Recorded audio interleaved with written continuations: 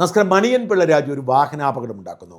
വളരെ മര്യാദയ്ക്ക് അദ്ദേഹം സിഗ്നൽ ഇട്ടുകൊണ്ട് സാവധാനം ഇറങ്ങി വന്നപ്പോൾ അതിവേഗത്തിൽ വന്ന ഒരു ബൈക്ക് ഇടിച്ചതാണ്. എന്നിട്ടും രാജുവിൻ്റെ രക്തത്തിന് വേണ്ടി നമ്മുടെ ചാനലുകൾ ദിവസങ്ങളോളം മുറവിളി കൂട്ടി. വളരെ വിചിത്രമായിരുന്നു. അപകടമുണ്ടായപ്പോൾ നിർത്താതെ പോയി എന്നതൊഴിച്ചാൽ രാജുവിൻ്റെ ഭാഗത്ത് ഒരു കുറ്റവും ഇല്ലാതിരുന്നിട്ടും ചാനലുകൾ മത്സരിച്ച് വലിച്ചു കീറുകയായിരുന്നു രാജുവിനെ. എന്നാൽ ആ ആവേശം എന്തുകൊണ്ടോ ജയസൂര്യ ഒരു വലിയ തട്ടിപ്പിൻ്റെ ഭാഗമായി മാറി എന്ന് വ്യക്തമായി. ജയസൂര്യയുടെ ഏതാണ്ട് 40 ലക്ഷത്തോളം രൂപ ED കണ്ടുകെട്ടിയിട്ടും ചാനലുകൾക്കില്ല എന്നത് അത്ഭുതമുണ്ടാക്കുന്നു. വാസ്തവത്തിൽ നമ്മുടെ ചാനലുകൾ എങ്ങനെയാണ് വാർത്തകൾ സെറ്റ് ചെയ്യുന്നത് എന്ന് സംശയമുണ്ടാക്കുന്നതാണിത്. ജയസൂര്യയുടെ ഇന്നലെ പുറത്തേക്ക് വന്ന വാർത്ത എൻഫോഴ്സ്മെൻറ്റ് ഡയറക്ടറേറ്റ് ജയസൂര്യയുടെ 39.1 ലക്ഷം രൂപ കണ്ടുകെട്ടിയെന്നതാണ്. ഇതിനർത്ഥം എന്താണ്? ജയസൂര്യ ഒരു വലിയ തട്ടിപ്പ് ശൃംഖലയുടെ ഭാഗമായി അറിഞ്ഞോ അറിയാതെയോ ആ തട്ടിപ്പുമായി ബന്ധപ്പെട്ട ജയസൂര്യയ്ക്ക് കുറച്ച് പണം കിട്ടിയിട്ടുണ്ട്. അതിൽ ഉറപ്പായിരിക്കുന്നത് 39.1 ലക്ഷം രൂപയാണ്. അത്രയും രൂപയ്ക്കുള്ള സ്വത്തുക്കൾ കണ്ടുകെട്ടാൻ എൻഫോഴ്സ്മെൻറ്റ് ഡയറക്ടറേറ്റ് തീരുമാനിച്ചു എന്നാണ്. ജയസൂര്യ ഇതുവരെ പറഞ്ഞിരുന്നത് തനിക്ക് തട്ടിപ്പുമായി ഒരു ബന്ധവുമില്ല, താനൊരു മോഡൽ എന്ന നിലയിൽ സേവ് ബോക്സ് എന്ന് പറയുന്ന തട്ടിപ്പിൻ്റെ പരസ്യക്കാരനായി പോയി എന്ന് മാത്രമാണ്. അങ്ങനെയെങ്കിൽ ഇവിടെ നടക്കുന്ന തട്ടിപ്പുകളിൽ അഭിനയിക്കുന്നവരൊക്കെ പ്രതികളാകുമോ എന്നാണ് ജയസൂര്യയുടെ ചോദ്യം. എന്നാൽ ED പറഞ്ഞു, അങ്ങനെയല്ല, നിങ്ങൾ ഈ തട്ടിപ്പിൽ പങ്കാളിയാണ്. അതുകൊണ്ട് തൽക്കാലം ഞങ്ങൾ കണ്ടെത്തിയിരിക്കുന്ന നിങ്ങളുടെ പങ്ക് ഞങ്ങൾ പിടിച്ചെടുക്കുന്നു 39.1 ലക്ഷം രൂപ. അറ്റാച്ച്മെൻ്റ് എന്ന് പറഞ്ഞാൽ 39.1 ലക്ഷം രൂപ ജയസൂര്യയുടെ സ്വത്തുവകകൾ പിടിച്ചുകൊണ്ടു പോകുമെന്നല്ല. ഈ 39.1 ലക്ഷം രൂപ ജയസൂര്യ എൻഫോഴ്സ്മെൻറ്റ് ഡയറക്ടറേറ്റ് പറയുന്നതനുസരിച്ച് എൻഫോഴ്സ്മെൻറ്റ് ഡയറക്ടറേറ്റ് കേസുള്ള കോടതിയിൽ കെട്ടിവെച്ചാൽ ജയസൂര്യയ്ക്ക് ഒന്നും ഭയക്കേണ്ടതില്ല. ആ കേസ് അവസാനിച്ചു കഴിയുമ്പോൾ ജയസൂര്യ വിജയിച്ചാൽ ആ പണവും തിരിച്ചു കിട്ടും, ഇല്ലെങ്കിൽ ആ പണം നഷ്ടപ്പെടും. ഇത്രമേ ഉള്ളൂ. ആ പണം കെട്ടിവെക്കുന്നില്ലെങ്കിൽ ജയസൂര്യയുടെ ഏതെങ്കിലും ഒരു ആസ്തി, കോടിക്കണക്കിന് ആസ്തി ഉണ്ടാവും, ഏതെങ്കിലും ഒരു ആസ്തി ആവാം എൻഫോഴ്സ്മെൻറ്റ് ഡയറക്ടറേറ്റ് അറ്റാച്ച് ചെയ്യുന്നത്. എന്ന് വെച്ചാൽ കേസ് തീരുന്നത് വരെ അത് തൊടാൻ പറ്റില്ല. കേസ് തീർന്നു കഴിഞ്ഞാൽ ജയസൂര്യ ജയിച്ചാൽ കൊണ്ടുപോകാം, ഇല്ലെങ്കിൽ ED കൊണ്ടുപോകും.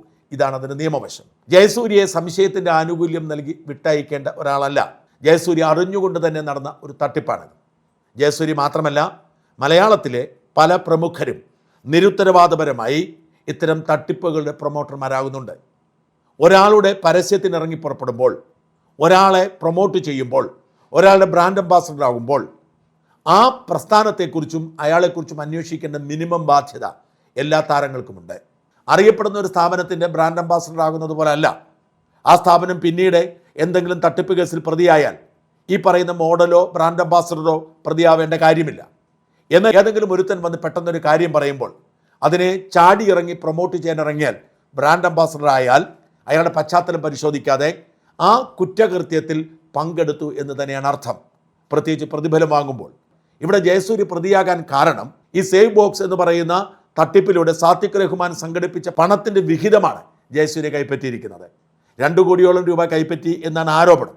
എന്നാൽ ഇപ്പോൾ 39.1 ലക്ഷം കണ്ടുകെട്ടി എന്നതിനർത്ഥം എൻഫോഴ്സ്മെൻറ്റ് ഡയറക്ടറേറ്റിന് കണ്ടെത്താൻ കഴിഞ്ഞത് അത്രയും തുകയാണെന്നാണ്. നിയമപരമായി കൈപ്പറ്റിയതാണെങ്കിലും ED ഇടപെടില്ല. ED ഇടപെടണമെങ്കിൽ ഇത്രയും തുക അനധികൃതമായി കൈപ്പറ്റിയതാവണം. അതിന് തെളിവുകളില്ലാതെ ED ഒരിക്കലും അറ്റാച്ച് ചെയ്യില്ല. ഈ തട്ടിപ്പ് എന്താണ് എന്ന് കൃത്യമായി മനസ്സിലാക്കേണ്ടതുണ്ട്. സാത്തിക് റഹ്മാൻ എന്ന് പറയുന്ന തൃശ്ശൂരുകാരൻ ജന്മനാ തട്ടിപ്പുകാരനാണ്. അയാൾ ആദ്യകാലത്ത് സ്റ്റുഡിയോകളിൽ നിന്നും ക്യാമറ എടുത്തിട്ട് അത് വാടകയ്ക്ക് കൊടുക്കുന്ന പണിയായിരുന്നു.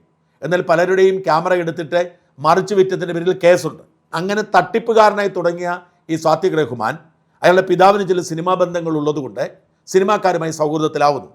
അങ്ങനെ ഒരു സുപ്രഭാതത്തിൽ അടിമുടി ഒരു തട്ടിപ്പുമായി രംഗത്ത് വരുന്നു. സേവ് ബോക്സ് എന്ന പേരിൽ ഒരു ബിഡിംഗ് ആപ്പ് തുടങ്ങുകയാണ്. ബിഡിംഗ് ആപ്പ് എന്ന് പറഞ്ഞാൽ നമുക്കറിയാം eBay പോലെ ഉള്ള ഒരു സംവിധാനമാണ്. നമുക്ക് ബിഡ് ചെയ്യാം. ബിഡ് ചെയ്തിട്ട് ഏറ്റവും കൂടുതൽ പണം കിട്ടുന്ന ആൾക്കായിരിക്കും ഈ സാധനം പോകുന്നത്. എന്നാൽ ഇവിടെ ബേസ് ബിഡ് ഇടുന്നു. ആ ബേസ് ബിഡിന് അയക്കുന്ന പണം കിട്ടില്ല. എന്ന് വെച്ചാൽ നിങ്ങൾ 1000 രൂപ അടയ്ക്കുക ഒരു ലാപ്ടോപ്പിന് 50,000 രൂപയായിരിക്കും വില. നിങ്ങൾക്ക് 1000 രൂപ കിട്ടിയെന്ന് വരില്ല. ഏറ്റവും കൂടുതൽ അത് കിട്ടുന്നത് വേറൊരാൾക്കായിരിക്കും. നിങ്ങൾക്ക് 1000 രൂപയെ നഷ്ടപ്പെട്ടു. പക്ഷേ 1000 രൂപ കൊടുത്താൽ നിങ്ങൾക്ക് 50,000 രൂപയുടെ ലാപ്ടോപ്പ് കിട്ടിയെന്ന് വരാം. ഇത്തരത്തിലായിരുന്നു പരസ്യം ചെയ്തത്. ഇതൊരു അടിപൊളി തട്ടിപ്പായിരുന്നു. ആയിരക്കണക്കിന് മനുഷ്യരിന്നും ഈ ബിഡിൻ്റെ പേരിൽ പണം തട്ടിച്ചെടുത്തു. കൂടാതെ സേവ് ബോക്സ് എക്സ്പ്രസ് എന്ന പേരിൽ ഒരു ഡെലിവറി ഫേം ആരംഭിച്ചു. ആമസോണൊക്കെ പോലെ ഒരു ഡെലിവറി ഫേം ആരംഭിച്ചു. ഇതിൻ്റെയൊക്കെ പേരിൽ ഫ്രാഞ്ചൈസി വിറ്റ് പണമുണ്ടാക്കി. കോടികളാണ് പണമുണ്ടാക്കിയത്. ഇതിനെല്ലാം പ്രൊമോട്ട് ചെയ്തത് ഈ സേവ് ബോക്സ് എന്ന് പറയുന്നത് ഭയങ്കര സംഭവമാണ്, ഇതുവഴി നിങ്ങൾക്ക് കോടികൾ ഉണ്ടാക്കാം എന്നൊക്കെ പറഞ്ഞ് പ്രചരണം നടത്തിയത് ജയസൂര്യയായിരുന്നു.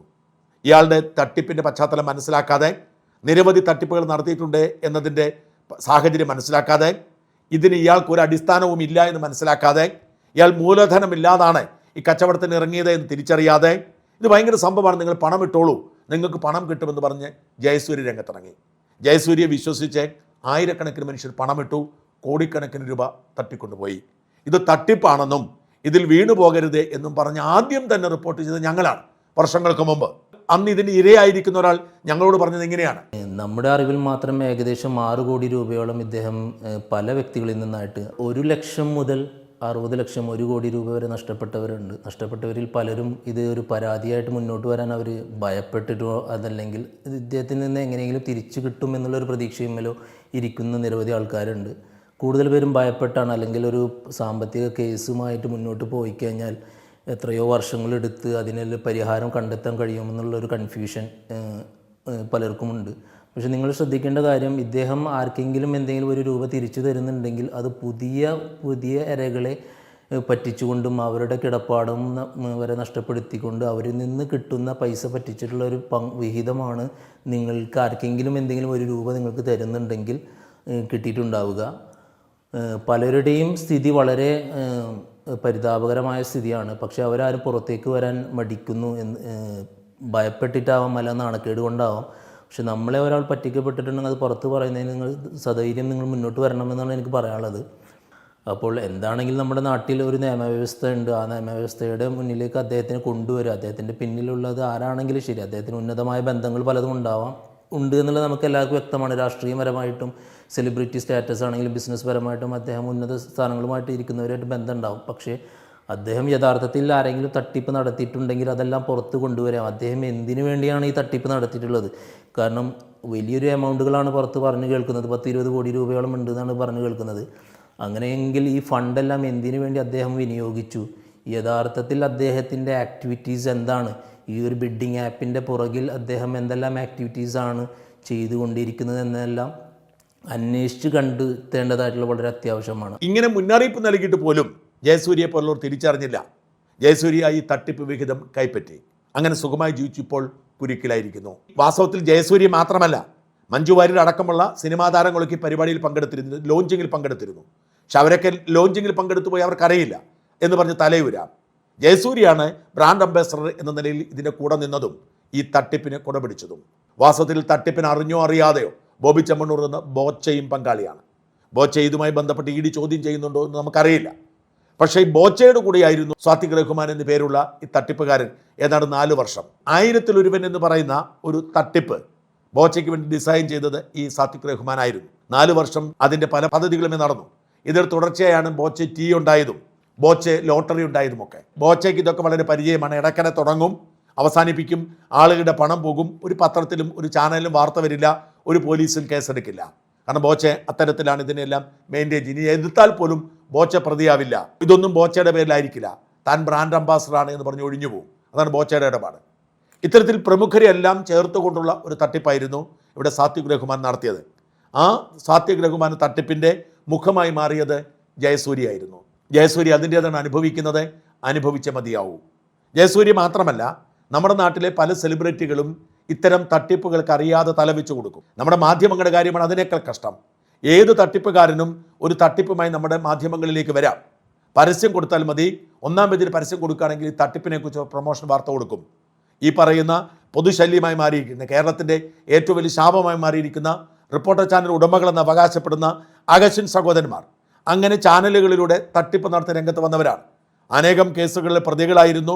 അനേകം കുറ്റകൃത്യങ്ങൾ ചെയ്തതിൻ്റെ പേരിൽ കേസുകളുള്ളപ്പോൾ, ബാങ്കുകളെ പറ്റിച്ചതിൻ്റെ പേരിൽ കേസുകളുള്ളപ്പോഴാണ് മാംഗോ ഫോൺ എന്ന പേരിൽ അവരെത്തിയതും കേരളത്തിലെ പത്രങ്ങളുടെ 1-ാം പേജിൽ പരസ്യം കൊടുത്തതും അവർ പറഞ്ഞ നുണകളെല്ലാം സത്യമാണെന്ന് വിശ്വസിച്ച് കേരളത്തിലെ പത്രങ്ങൾ വാർത്ത എഴുതിയതും.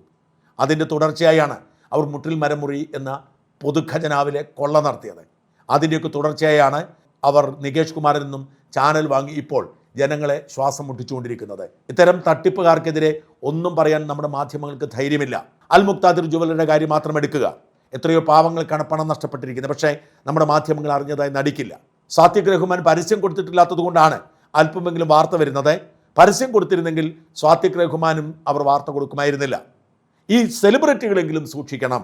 നമ്മൾ ഒരു ഉഡായിപ്പിന് കൂട്ടുനിൽക്കുമ്പോൾ ജനങ്ങളുടെ പണമാണ് നഷ്ടപ്പെടുന്നത്. ജനങ്ങൾ നമ്മളെ വിശ്വസിക്കുന്നത് കൊണ്ടാണ് നമ്മൾ നമ്മളായിരിക്കുന്നത് എന്ന് തിരിച്ചറിയണം. മൾട്ടി സ്റ്റേറ്റ് കോപ്പറേറ്റീവ് സൊസൈറ്റികൾ എന്ന പേരിൽ നിരവധി തട്ടിക്കൂട്ട് പ്രസ്ഥാനങ്ങൾ ഇന്ന് എല്ലാ ചാനലുകളും പരസ്യം കൊടുത്ത് രംഗത്തുണ്ട്. അവരെ എത്രയോ പാവപ്പെട്ട മനുഷ്യരാണ് പറ്റിച്ചുകൊണ്ടിരിക്കുന്നത്. ഇവയെല്ലാം ഇന്നല്ലെങ്കിൽ നാളെ തകർന്നടിയും. മണി ചെയിൻ മോഡലിൽ പുതിയ പണം കൊണ്ട് പഴയ കടക്കാർക്ക് കൊടുക്കുന്ന രീതിയാണ് എത്ര കാലം മുമ്പോട്ട് പോകാൻ കഴിയും? ഈ തട്ടിപ്പുകളുടെ എല്ലാം പരസ്യം നമ്മുടെ ചാനലുകളും പത്രങ്ങളും കൊടുക്കുന്നു. മറുനാടനെ പോലുള്ള മാധ്യമ സ്ഥാപനം ഒരിക്കലും എത്ര ലാഭം കിട്ടിയാലും ഇത്തരം പരസ്യങ്ങൾ സ്വീകരിക്കില്ല.